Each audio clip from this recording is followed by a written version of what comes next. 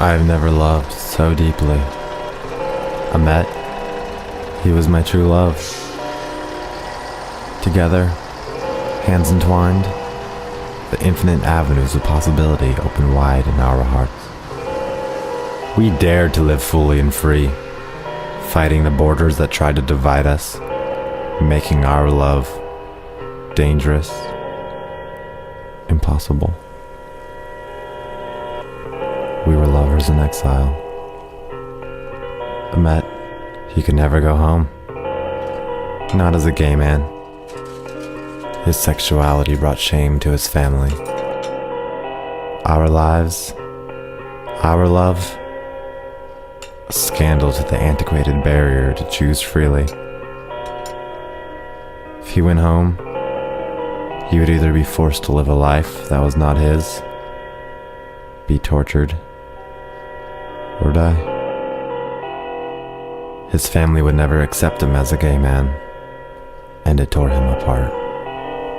In coming out, he had crossed an invisible line that was unforgiving. Our only hope for a life together was to move elsewhere, somewhere on the other side of that line that separates me from my love, the dead from the living. It's where we spent our last days together. The only place in our part of the world that didn't have laws against us. But there are laws that supersede government laws. People's beliefs are the only real law. Ahmet's family believed his life was immoral, bad, illicit, the worst of the worst. They issued him death threats 5 months before they murdered him. The police, they wouldn't offer any protection. We lived in constant fear, always aware that our end was a possibility. Our open love for each other committed the worst crime. It marred his family's honor and reputation. They desperately wanted him to come home and cleanse their family's name. He loved his family, but he had eaten the fruit of knowledge and love. We could grow old no other way than together. He and I, our lives, together, moving and creating, we held each other, hoping, praying, and loving, and loving, and loving, and loving,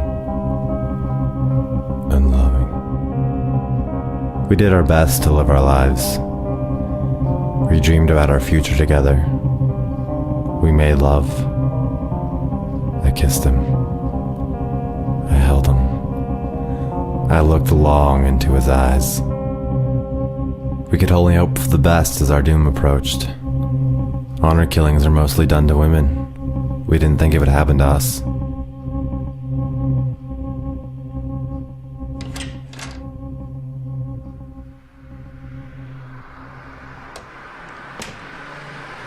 I would like to think his father didn't want to do it. Maybe he had to. It's possible Ahmet's father was being tortured and beat up by other believers, intimidating him into killing his only son. Ahmet was killed on July 16th, 2008. He was 26. His dad, he traveled more than 600 miles to fire 5 shots at his son. The neighbors watched through the windows and did nothing more.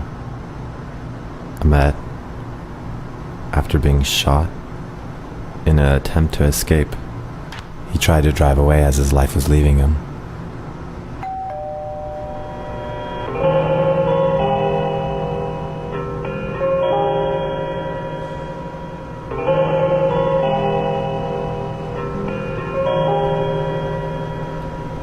He was a victim of the country's deepening friction on the border between an increasingly liberal society and its entrenched conservative traditions. He died struggling to live and love, openly and freely, for crossing a border that exists only in the human mind. A border that can be whatever we want it to be.